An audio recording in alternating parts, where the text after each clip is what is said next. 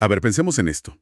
¿Qué pasa cuando un atleta de élite, en la cima de su carrera, un equipo icónico como Ferrari, le dice, hasta aquí llegaste? Uf, es durísimo. Lo descartan por un nombre más grande, una leyenda, y todo mundo asume que su mejor momento pasó. Mm, Hoy vamos a analizar una de las historias de vindicación más potentes de la Fórmula 1 reciente, la de Carlos Sainz. una historia increíble, la verdad. Tenemos análisis de expertos, de comentaristas que han seguido cada paso de su carrera, y la misión de hoy es entender no solo qué logró con ese podium Williams, Que ya de por sí fue una locura. totalmente, sino por qué ese resultado es como un trueno que retumba en los pasillos de Williams y sobre todo en los de su antigua casa en Maranello. Ok, vamos a desglosar esto. Es que es una narrativa fascinante, ¿no? Va mucho más allá del resultado deportivo. Toca temas de estrategia, de psicología, del valor real de un piloto hoy en día. Exacto. Lo que estamos viendo no es solo una buena racha. Es, digamos, la redefinición de una carrera entera ante los ojos de todo el paddock. Bueno, empecemos por el epicentro. El segundo podio de Carlos Sainz con Williams. A simple vista dices, ok, gran resultado para un equipo de media tabla. Sí, un buen domingo y ya. Pero las fuentes que revisamos insisten en que esto es mucho más grande. El contexto es que el podio llega por errores de gigantes como McLaren y Mercedes. Claro. Pero como siempre se dice. Hay que estar ahí. Exacto. La suerte no existe en este nivel. El mérito es ejecutar tu carrera a la perfección para que cuando los de arriba tropiecen, tú seas el que recoge los platos rotos. Y es ahí donde el análisis se pone más profundo. Sí, porque lo fascinante es el impacto brutal que tiene este resultado. Matemáticamente, esos puntos le garantizan a Williams la quinta posición en el Mundial de Constructores. Que vienen de ser novenos el año pasado. El salto es... Es gigantesco. Estamos hablando de decenas de millones de dólares más en el presupuesto. Eso acelera todo el desarrollo para los próximos años. Es un resultado que define la trayectoria de toda una organización. O sea, no es solo un trofeo en la vitrina de Groove. Es gasolina para el futuro del equipo.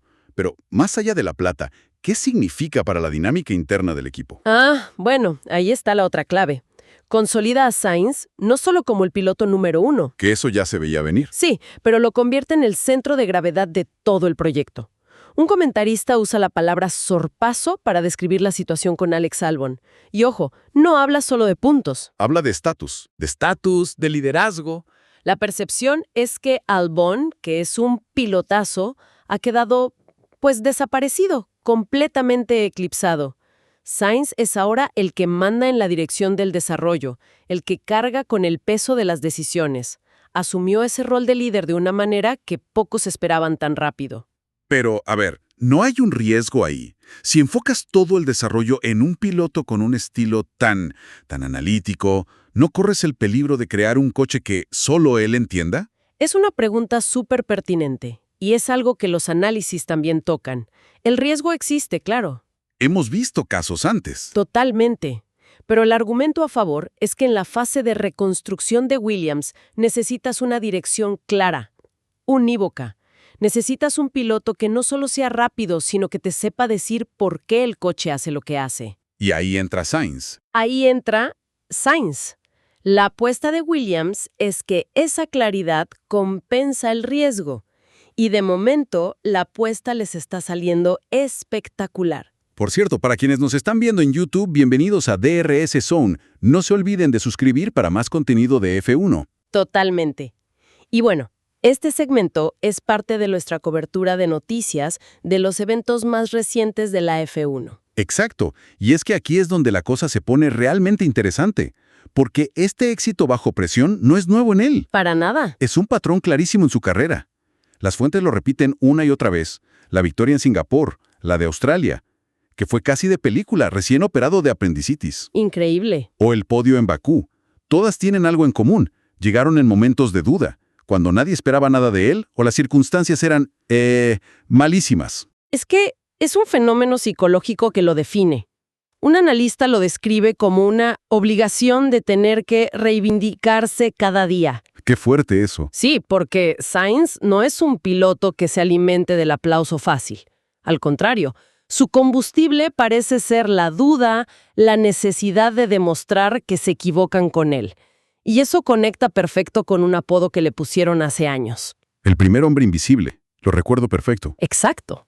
Se decía que como le pasó después a George Russell en Williams, podías pasarte una carrera entera sin oír su nombre, y de repente, en las últimas vueltas, ¡pum!, ahí estaba, peleando por puntos importantes. Ajá. Pero, ¿ese apodo no es también un poco una crítica? Como que le falta ese carisma mediático o esa agresividad que define a otros campeones. Podría leerse así, pero las fuentes le dan otra vuelta. No lo ven como falta de carisma, sino como un reflejo de su método. No busca el flash, la vuelta rápida de la tele. Busca el resultado final. Busca construir un resultado sólido, vuelta a vuelta. Hay una anécdota que lo define perfecto que cuentan en una entrevista. Le preguntaron qué lo motivaba y su respuesta fue, descolocó a todos. ¿Qué dijo? Dijo que los halagos no le servían, que un bien hecho se le olvidaba al segundo. Y soltó, si de verdad quieres picarme, dime que hice la pole, pero que dejé una décima en la curva 3. Eso es lo que me quita el sueño. ¡Wow! O sea, no lo motiva el aplauso, lo enciende el desafío. La insatisfacción como motor.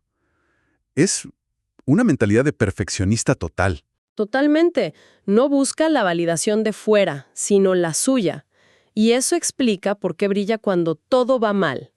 Cuando lo dan por muerto, cuando la presión debería aplastarlo, es cuando su mente analítica se enciende. Se pone a trabajar. Se pone a trabajar. No hay ruido, solo hay un problema que resolver.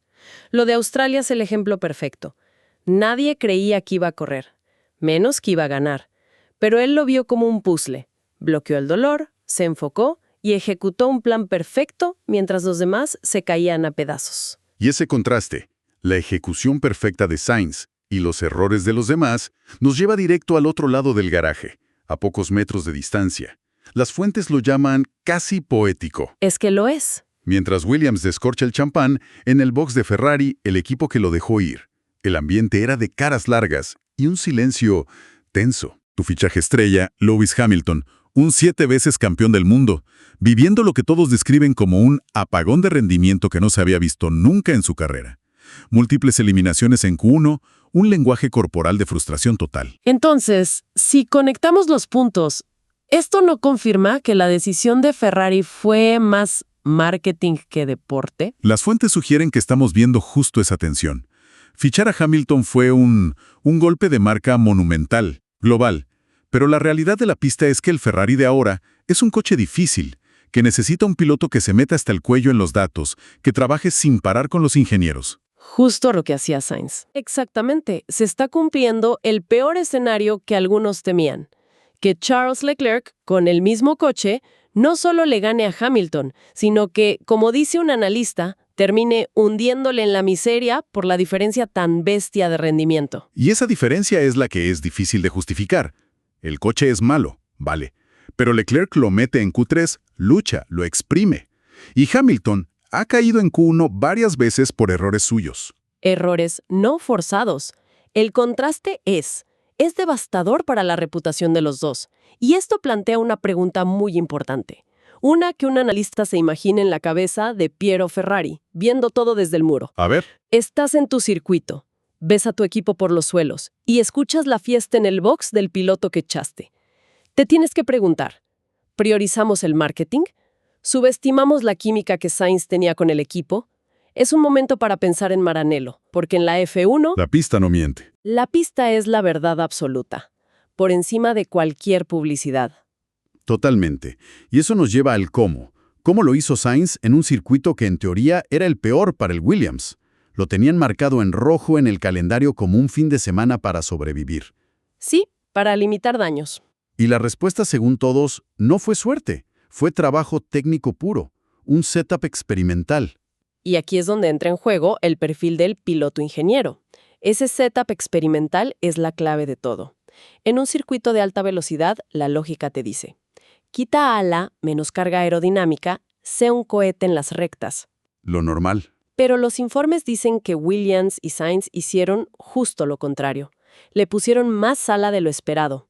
¿Y por qué? La apuesta, que era súper arriesgada, era que la degradación de las llantas en las curvas lentas iba a ser lo que decidiera la carrera, no la velocidad punta.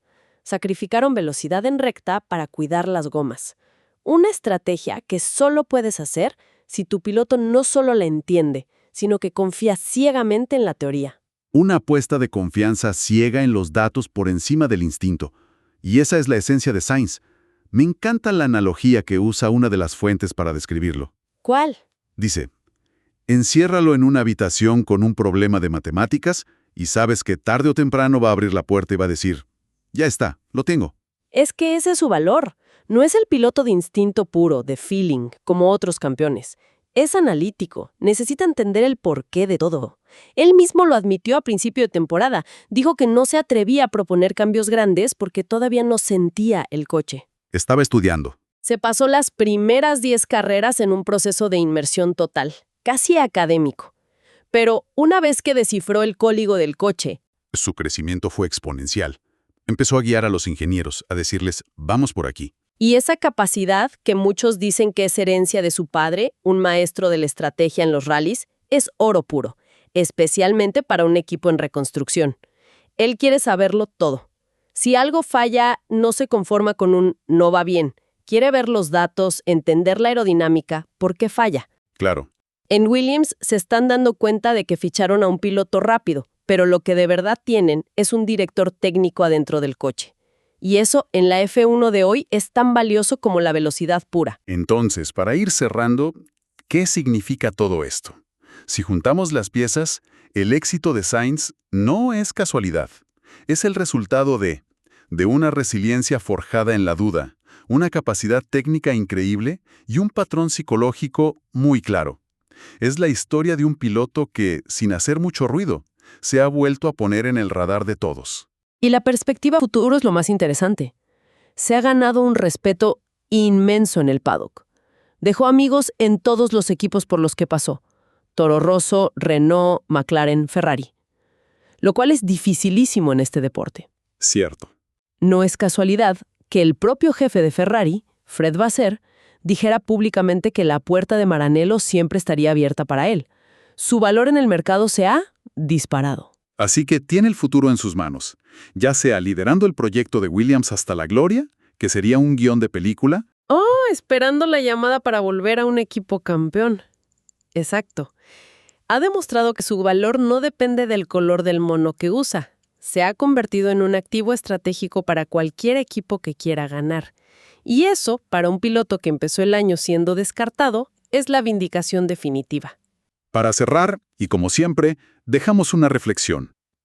En una Fórmula 1 cada vez más dominada por la telemetría, los datos, donde el presupuesto es limitado y la eficiencia lo es todo, ¿se acabó la era del piloto puramente instintivo, del artista? Buena pregunta. ¿Se está convirtiendo el perfil del piloto ingeniero como Sainz, el científico metódico, en el perfil indispensable para dominar la próxima era de este deporte?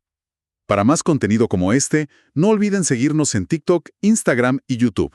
Nos vemos en la próxima.